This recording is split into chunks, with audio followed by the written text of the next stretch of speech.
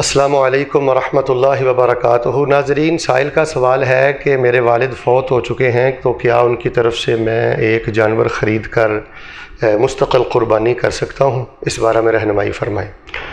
تو اس بارے میں قرآن و حدیث کے دلائل سے جو معلوم ہوتا ہے وہ یہی ہے کہ اگر والد فوت ہو جائے تو فوت ہونے والے والد کی طرف سے مستقل جانور خرید کر ذبح کرنا، قربانی کرنا، یہ ثابت نہیں ہے۔ وہ جو ترمذی شریف میں غالباً حضرت علی سے روایت آتی ہے وہ ضعیف جداً ہے، یعنی سخت ضعیف ہے۔ رسول اللہ صلی اللہ علیہ وسلم کے بڑے پیارے فوت ہوئے، آپ علیہ السلام نے کسی بھی اپنے فوت ہونے والے کی طرف سے کوئی مستقل جانور خرید کے ذبح نہیں کیا۔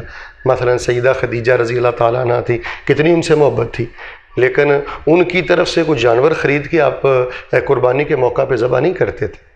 صحابہ کرام کی آپ سیرت پڑھ کے دیکھ لیں، کسی صحابی سے صحیح سند سے یہ منقول نہیں ہے کہ وہ اپنے فوت ہونے والے پیارے کی طرف سے مستقل قربانی کیا کرتے تھے۔ تو اگر والد فوت ہوئے ہیں تو آپ پریشان نہ ہوں، آپ گھر میں جو قربانی کر رہے ہیں والد کا اس میں پورا اجر ہے، کیونکہ آپ کے والد مسلمان تھے، آپ کو نیکی دے کر گئے ہیں، دین دے کر گئے ہیں، توحید دے کر گئے ہیں، اور یقیناً آپ کے والد بھی قربانی کرتے ہوں گے۔ تو اللہ تبارک و تعالیٰ جو گھر میں ہونے والی قربانی ہے اس میں سے آپ کے والد کو پورا اجر عطا فرمائیں گے۔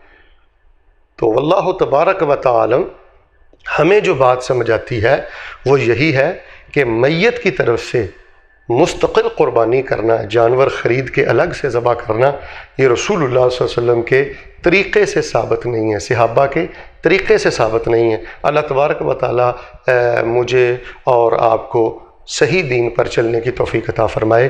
دین یہ جذبات کا نام نہیں ہے، دین یہ محبت کا نام نہیں ہے، دین ہر اس بات کا نام نہیں ہے جو اچھا خیال آپ کے دماغ میں آ جائے۔